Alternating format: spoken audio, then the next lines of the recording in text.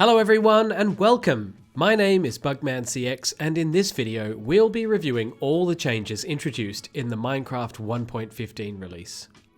And in the fondest tradition, every major Minecraft update is given an official name, and this one is called Buzzy Bees. This release focuses mainly around bug fixing and stability within the game, which I think is something that the community's been crying out for years, so it's good to see Mojang focusing their efforts on this and not just adding new content. This update focuses on several key areas. New features, of course, we have to have something new. Bug fixing and performance updates, including some very old bugs that have been around for years. A brand new rendering engine called Blaze 3D. And feature parity with the Bedrock edition. Feature parity essentially means that the Java developers are working on aligning the Java and Bedrock editions so that the gameplay ends up being ultimately the same. So for Java, we'll start seeing more and more features from Bedrock making their way into the Java version. We've already seen this in the past with some changes like the observer block added in 1.11. I won't be going through every single bug or minor change made to this release, otherwise this video would be hours long, but if you've spotted something interesting that I've missed, feel free to drop it in the comments below and let me know. And while we're here, don't forget to like the video, subscribe for more content like this, and please feel free to browse around my channel and check out some of my other series as well. I'd love if everyone watching this video were to leave me a comment and let me know what your favourite feature or change is from Minecraft 1.15. So, let's get right into it. Bees are probably the most hyped about feature for Minecraft 1.15. The bee is a neutral mob, and you'll find it flying around your world gathering pollen from flowers, which it will take back to its nest or its beehive, where it'll be turned into honey. Bees can be spawned in from the bee egg in the creative menu, and you'll find bee nests generating naturally in your world, but players can also create a beehive. The hive and the nest work in essentially the same ways, the main difference being that nests are naturally generated and hives are crafted, but bees will use either of the two in the same way. Bee nests can be found hanging from oak and birch trees in the plains or sunflower biomes and flower forest biomes. During the world generation, every tree in these biomes has a 5% chance of spawning with a bee nest hanging from it. So if you spot a bee flying around while you're exploring, try to follow it, because it might just lead you back to its nest. By right-clicking on bees with a flower, bees will enter love mode and create an adorable little baby bee. Like most mobs, there's a cooldown after breeding, and baby bees will take a full Minecraft day to grow up into adults. Using flowers repeatedly on a baby will increase the growth rate, and surprisingly, wither roses have no negative effect on a baby bee or another bee when used in this way.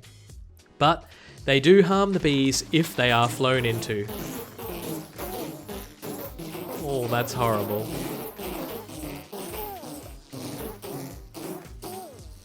During the day, bees will fly around nearby to their nests and look for flowers. Bees can collect pollen from flowers by rubbing themselves up against the flowers. When a bee's carrying pollen, you'll see the pollen on its back, and it starts to emit pollen particles. Bees that are carrying pollen can pollinate crops too, including wheat, potatoes, carrots, beetroots, melon and pumpkin stems, and even sweet berry bushes if they fly over them. Crops will advance one growth stage each time they're pollinated, but unlike bone meal, there's a cooldown between pollination, and a bee carrying pollen can only fertilize crops up to 10 times before it heads back to the nest. Bees love flowers, so if players are holding a flower, bees will be attracted to it and follow the player around. If the player stands still, the bees will fly towards the player and rest on the ground until the player moves again. Just before night time, and when rain's about to start, you'll notice that all of the bees start heading back to their nests. They'll come back out again after the rain stops or by the next morning and head off in search of pollen again. Bees will look around within a 10-block radius of themselves for any nearby nests or hives to call home. Bees have a maximum health of 10 points, which is 5 hearts. They'll also become angered if they sense a threat, so if you attack a bee or destroy a nest, bees will swarm and become aggressive towards you. When a bee is aggressive, their eyes will change to red and they'll start targeting the player. If a bee attempts to sting you, you'll see that it tips forwards towards you and puts its stinger in you. And if you're unfortunate enough to get stung, you'll get the poison effect. On normal mode, this lasts for 10 seconds, but it's 18 seconds in hard mode. A bee can only sting once, and after it's lost its stinger, it will die within 50 to 60 seconds. You can be killed by a bee, and let's check out that death message. Bugman CX was stung to death. Bees will also become aggressive towards mobs who attack them. Just like this poor old pillager. Get him, bees! And there he goes. Because bees are arthropods, the Bane of Arthropods enchantment will cause additional damage to a bee if you attack it. But if you do kill a bee, you won't get anything except XP. Because who'd want to kill a bee anyway? Bees that enter and then leave their nests will keep any data associated with them, such as their name, their health stats, and that sort of thing. You can put bees on leads and move them around, even if they're angry. Bees are now included as criteria for completing the 2 Minecraft advancements, the parrots and the bats, and 2x2.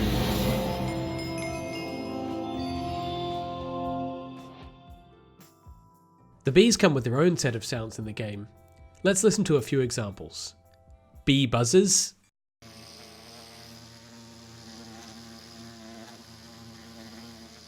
Here's a variation.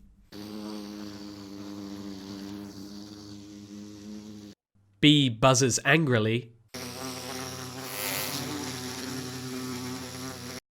Bee hurts. Bee stings. Bee pollinating. And bee dies. Let's take a closer look at these 2 new blocks, the bee nest and the beehive. These 2 blocks are essentially the same, but with a few minor differences. The best tool for harvesting the beehive or the nest is the axe, but you can use any tool, including your fist. A beehive has a stronger blast resistance and hardness than the nest, but both are flammable. If you try to obtain a bee's nest from the wild while there are still bees inside, the bees will swarm and attack you. However, when Silk Touch is used, the bee nest will drop, and if any bees were inside the nest at the time, they'll stay there until the nest is placed back down again. Using Silk Touch on a bee's nest with 3 bees inside will award you the advancement Total Bee Location. If a bee nest contains bees, you'll occasionally hear a buzzing sound coming from within the nest. As we've covered earlier, bee nests can be found in plains, sunflower plains, and flower forest biomes, and each tree in these biomes comes with a 5% chance of generating with a bee's nest. To craft a beehive, you're going to need 6 planks and 3 honeycomb. This is something we'll come on to later. Each nest or hive can house up to 3 bees at once, and bees will fly into the nests when they're carrying pollen or at night time and during the rain. Once a bee's entered the nest, it'll get to work. Bees that enter a nest or hive will store information about flower locations, and other bees that arrive to the nest can use that information to find those flowers for themselves. When pollinated bees enter the nest, they'll deposit their pollen, and the honey level will be increased by 1 the next time that bee exits the nest. Once the honey level reaches 5, the block's appearance changes to show that it's now full of honey, and honey particles will drip onto the ground if the nest or hive is suspended. Beehives and bee nests are flammable, but if a bee nest or beehive catches fire, any bees inside will attempt to expel themselves. Once a nest or a beehive is full, players can obtain honeycomb by using shears on the nest, and a full beehive will drop 3 honeycomb. But watch out, harvesting honeycomb will aggravate the bees. Once you've obtained the honeycomb, you can use it to create a beehive. Put 3 honeycomb across the middle, surrounded by planks, you'll get yourself a beehive. Honeycomb can also be used to make a new decorative block, the honeycomb block.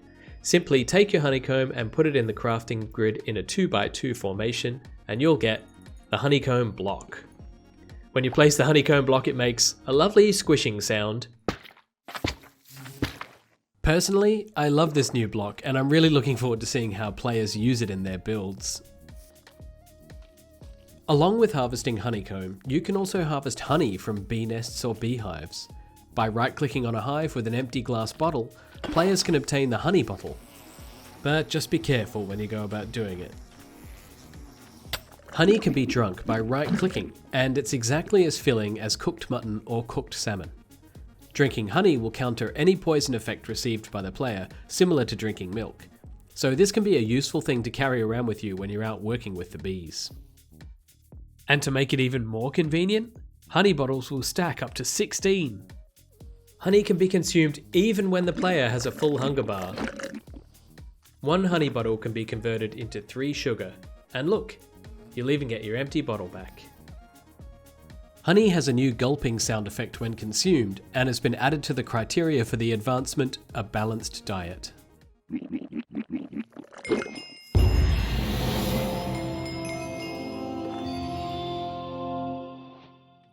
Smart players who are well versed in bee husbandry will know that bees are calmed by smoke, so if the player places a campfire directly under a nest or hive, the bees will remain calm. Using this method, you can easily harvest what you need from the nest without upsetting the bees. They look happy. If you collect honey from a beehive for the first time with a campfire underneath, you'll be awarded the advancement, Be Our Guest. Let's take a look at a couple of automated farms, one for honeycomb and the other for honey. Both of these were built by Cubfan135. Let's have a look at how they work. The beehive or nest is capable of outputting a redstone signal at different strengths depending on how full it is. Once the hive reaches honey level 5, it will output a strong enough redstone signal that'll loop around this redstone and then feed back into this dropper. The dropper will dispense an empty bottle into the dispenser, which then dispenses it into the nest. It fills up with honey and goes into the hopper below. As you can see, this one's been running for a little while. Let's have a look at the beehive and see if we can see the farm in action. And there it goes. As soon as the hive reached honey level 5, the redstone activated and a bottle was automatically harvested. The honeycomb farm works in much the same way, except that the collection system is a little bit different. What we essentially have here is a bee's nest with a hopper minecart inside. When the bee's nest gets to honey level 5, it passes a signal through this comparator and around this circuit. It's read by the observer block, goes up into the dispenser which is full of shears, and the shears will shear the nest and it will drop the honeycomb. This farm was built during the snapshots before some of the bee behaviour changed, so just make sure that the front side of your nest isn't covered by a trapdoor to allow the bees to go in and out freely. By placing honey bottles in a 2x2 configuration, you'll be able to make a honey block. And in fact, if you take 4 empty glass bottles and put a honey block in the crafting recipe, you'll be able to create 4 honey bottles. Honey blocks are a unique block in the game which bring new properties useful for all sorts of things, from parkour to redstone to flying machines. So let's take a look at some of the things you can do with honey blocks. First, the honey block can be broken with just one punch, similar to slime blocks. When it's placed or broken, it has its own unique sound. Honey blocks are considered to be sticky blocks, so when a player or a mob runs over the blocks, you'll see how much slower they go. Because of this, mobs don't like pathfinding over honey blocks, so if we put some husks out here that are attracted towards that villager, you'll see that they take a path around the honey blocks, but that doesn't mean that they always will avoid the honey blocks. The slowdown effect from honey blocks will also be preserved through other blocks that are not a full block high, such as slabs, trapdoors, and carpet. Let's have a go. Oh yeah, that's definitely slower. You can use the sticky nature of a honey block to prevent mobs from being able to jump out of a 1 high block. This works on passive mobs and hostile mobs, so you can make really easy mob pens without having to use fences or 2 deep holes. But just be aware, this also works for the player as well. So if the honey block prevents players and mobs from being able to get out of a 1 high block, just how high does the block need to be before a player or a mob is able to get out? So I've set up this little experiment so that we can figure it out. First, we have the full-size block, and down the end, the lowest height blocks that we have in the game. And if I put myself over here on the honey blocks and press myself up against the blocks in front of me, we should be able to figure out which block is the block that lets us walk up. And it looks like it's the slab. So this means that the honey block will prevent the player or any mob from being able to walk up any block that's taller than half a block. If we try that again, but this time we jump, we should find that, here we are. Oh, that was it. It was the bed. So the bed is slightly higher than half a block. So the jump gives you that little bit of extra boost. And of course, the further down we go, we can obviously just walk up all of these blocks because they're all less than half a block high. Honey blocks not only slow you down if you're walking across them, but they'll also slow you down if you slide down the sides of them. The slowdown effect will also work on mobs, as well as item entities.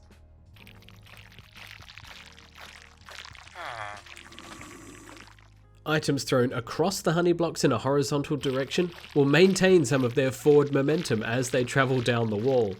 This effect also applies to players. So let's try this in action. Warning, I may die. Oh, not bad, not bad. Up this weird staircase. And let's go for the finish. Perfect. This slowdown effect can also be used to slow down TNT to make the perfect exploding height. Much like slime blocks, honey blocks will also cushion fall damage. In fact, they'll cushion fall damage up to 80%. So I've set up this little experiment so we can figure out the different types of fall damage that we can survive compared to the honey block. First, this is a fall height from 23. No tricks, just falling. Ready? Just survived that on half a heart. And here we have the bed. The bed is a little bit bouncy and we can survive a fall from 59.5 blocks high. There we go. Just enough hearts to survive. This one is a fall height from 100 and will be cushioned by the hay bale. Ouch. That's pretty high. So let's check out the slime block. This is build limit. Whoa, fallen off very quickly, but as we know, the slime block will bounce you up and down until you eventually come to a nice, safe, bouncy, safe, very healthy, safe, very stop now, yes. There we go. So what's next? Let's take a look at the honey block. Now I should be able to survive a fall height from 98 blocks high. Let's go. Ooh, no bouncing, but half a heart. And the last one on our list is a full column of honey blocks. Here we are going up to build height. If we go up to the top and slide our way down, we should find that the honey blocks cushion our fall all the way from however high this is, right down to ground level. This is going to be a long ride.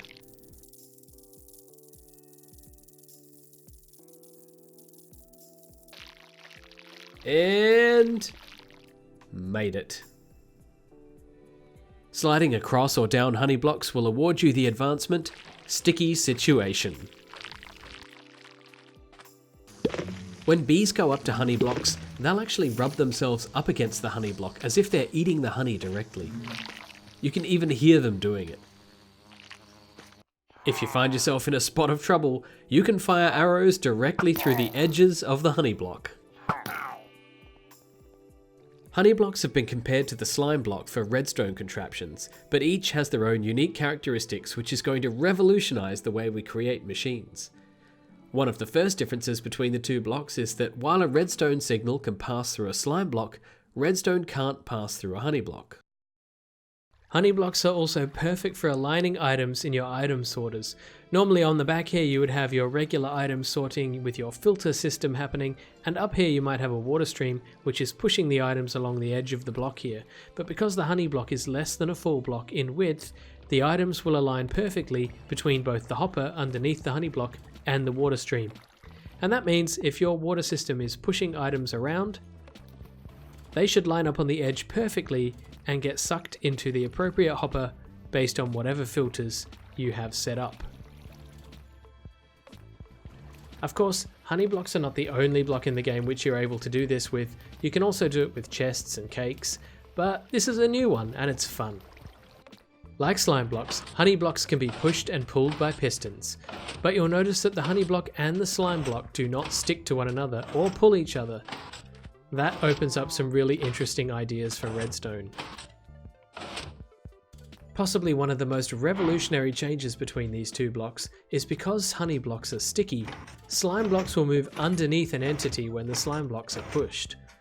With a honey block, you'll notice that the entity moves with the slime block, and that opens the door to new redstone mechanics. In fact, honey blocks have revolutionized how we use flying machines as well. Because entities stick to the blocks, if I place a cow here and maybe here, and then kick off this flying machine, you'll notice that these cows happily stick to these blocks and are transported by the flying machine. Now if we were to do this with slime blocks, the entities would just slide right off and we would be in a world of pain. But look, even I can do it as the player as well. There I am. I'm sticking to the block, I don't need any support, and I will just carry on with this flying machine off into the distance forever. Or until we hit a lag spike. There's a new rendering engine in Minecraft 1.15 called Blaze 3D. This is a complete rewrite of the graphics engine, which should improve the overall performance of the game. There are new accessibility settings for players who are sprinting and sneaking. If you go into the options menu, under accessibility settings, there are two new options, sneak hold and sprint hold. If these are set to hold, then you need to hold down the shift key or the control key in order to sprint or sneak. If you change these to toggle, you only have to press the key once, and that will stay in effect. For example, I just pressed the shift key and let go, and I'm still shifting. If I want to stop sneaking, I just press the button again, and hey presto, I'm back. This becomes an incredible advantage for UHCs. Traditionally, when we hold down shift, we can right click on the chest, but when we do, you'll notice that we lose our shifting, which means that we're exposed to other players. If we go into the options and change the settings to sneak toggle, I've just pressed the shift key, I can right click on the chest and I stay sneaking. Very advantageous. The base prices for bookshelves have been increased to 9 emeralds to stop a situation where you are able to buy bookshelves for 1 emerald and then sell back the individual books at 1 emerald each, creating an infinite emerald trade. Villagers will now restock only twice per day, which means that if they run out of trades, you'll have to wait till the next day before they're willing to resell. Hey, that's my bed! If the player needs to sleep in a bed and a villager's already occupying it, if the player right-clicks on the bed, it'll eject the villager. Good night. Since it has no profession, the Nitwits had its badge removed. Villagers that get converted into zombie villagers will now no longer despawn. The AI for mob pathfinding has been improved, so mobs are now generally better at avoiding lava, but not perfect. Slimes, magma cubes, ocelots and iron golems are now all affected by potions of strength. So if we pop up here and spawn ourselves in a slime, let's pop ourselves into survival mode. Come here, slime. Give him a potion of strength. Oh, he kills us very quickly. A bug with pillagers not despawning has been fixed, and performance improvements were added to do with pillager pathfinding. Another bug with pillagers spawning meant that sometimes they would spawn in on top of leaf blocks when they weren't supposed to, but that issue's been fixed. Previously, if you started a raid in one village, the raid horn could be heard from every village on the server at the same time. That's now been fixed. Iron golems will now change to a cracked texture when they've taken damage, and this increases with the more damage taken. There are 4 stages of cracked textures depending on how much health the golem has lost. Iron golems can be healed by right-clicking on them with iron ingots. Each ingot will heal 25% of health in proportion to its maximum health value. Snow golems will now throw snowballs while they're suspended.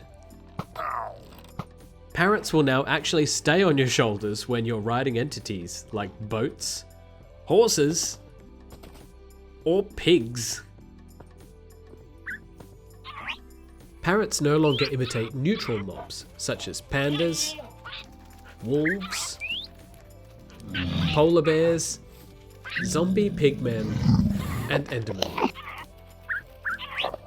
Shulkers attached to walls had the wrong orientation when facing east or west, but that's been fixed. Flashing TNT and creepers will no longer flash 100% white. The Vindicator was not using one of its idle sounds, and that has now been fixed. Endermen had stopped looking directly at you when they became hostile. Instead, their heads would be stuck facing in the direction they were last looking for a few moments before they started moving. But they'll now face in the right direction and frighten the pants off of you properly. Witches drinking potions will now hold the potion closer to their mouths instead of far away from their bodies when drinking it. Mobs can now spawn on redstone lamp blocks and jack-o'-lanterns. If you've ever had that problem where you dismount your horse and it starts wandering off by dozens or hundreds of blocks, you're not alone. A bug existed in the horse pathfinding AI, which meant that if it was randomly wandering to a location and you interrupted it by mounting and riding it somewhere, once you dismounted the horse, it would resume its wandering back to the original location, which may have been hundreds of blocks away. That bug's now been fixed. The Wandering Trader used to be able to spawn in very small spaces, including inside of your redstone, but no longer. Foxes will now spawn in all of the taiga biome variations. There were some issues with wolf health, where baby wolves would be spawned in without enough health, and when taming wolves, their health wouldn't always be set to 20. Additionally, the rear legs on a tamed wolf were being rendered too high on its body when sitting. TNT optimization is a big change for Minecraft 1.15, and let's just set it off. Let's see how the performance responds with a big cube of TNT like this. Oh, look at that. Previously you would have got just complete juddery frame lag, but that was pretty smooth. When placing rails, they will now place in the direction that the player is actually facing. Hooray! The composter's crafting recipe has now been changed from planks and fence gates to wooden slabs. This is a feature parity change to match bedrock.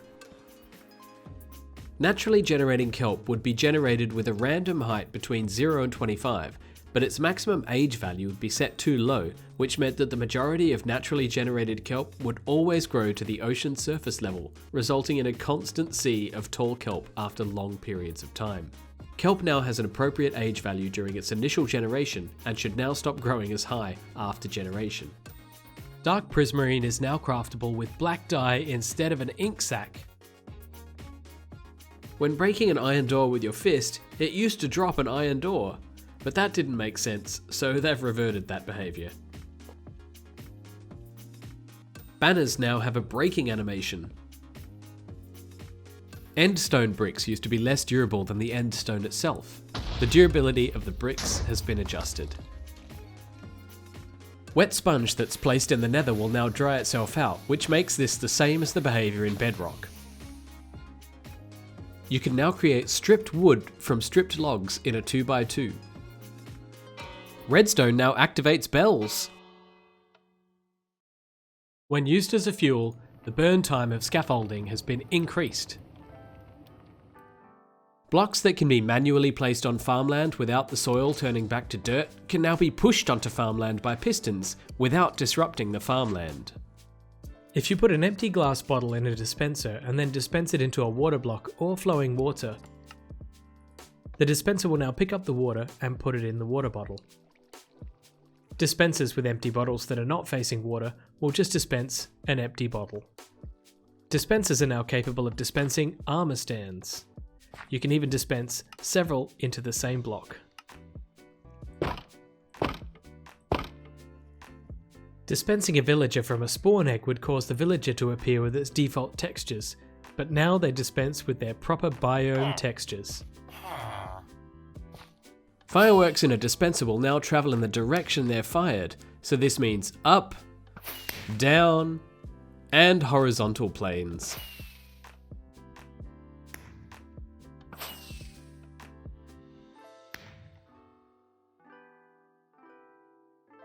There are several new game rules in 1.15. The do immediate respawn, if toggled to true, means that when the player dies it'll no longer see the death screen and respawn immediately. Notice how I appeared straight back at my spawn point? By specifying the game rule for fall damage to false, we can negate all fall damage in the game. Here we go. Safe! There's some other types of damage you can toggle by using a game rule for fire damage, a game rule for drowning damage, and a game rule for do insomnia, which will prevent tracking the player's sleep activity and thus stop phantoms from spawning. Changes to the kill command mean that you no longer have to specify an entity, which means you can just type /kill and it'll kill you. Players who are in spectator mode can spectate entities by using the /spectate command.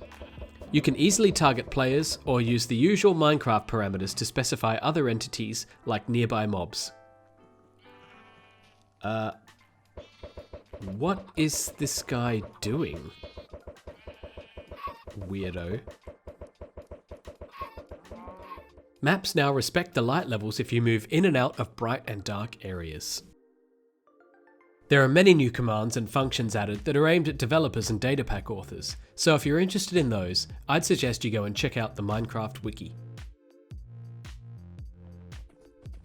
In previous versions, if you were in the horse inventory, you couldn't shift-click items in and out of the inventory from the hotbar. That's now been fixed. The button highlight has changed to make it easier to distinguish which button has been selected. Chunk loading has been optimized, including correcting some issues where chunks would not display correctly.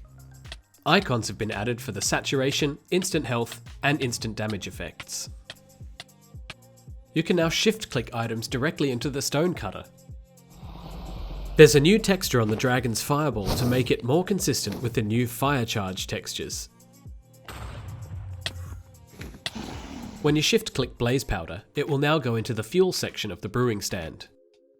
If you right-click a bed in the daytime, you'll be able to set your spawn point, which is going to be very important for those servers with minigames. There we go. The statistics now tracks how many times you interact with an anvil and a grindstone. You can now smelt 6 items in a furnace with a boat as fuel instead of just 1. To bring feature parity with the Bedrock Edition, you can now right-click on a campfire with a shovel to extinguish it. Leads have always been problematic and would usually break or become invisible when you left a mob tied up and then left the chunks unloaded. This behaviour's been fixed, and the leads should now be more reliable.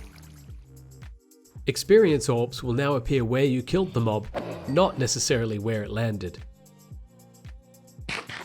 You can now consume the different food types while in creative mode. New recipes for items that compress into a block will unlock when you get the first item in that recipe, rather than when you collect all 4 or 9 items in the recipe. For example, when you get your first diamond, you'll automatically unlock the recipe for a full diamond block, instead of when you're holding 9 diamonds in your inventory.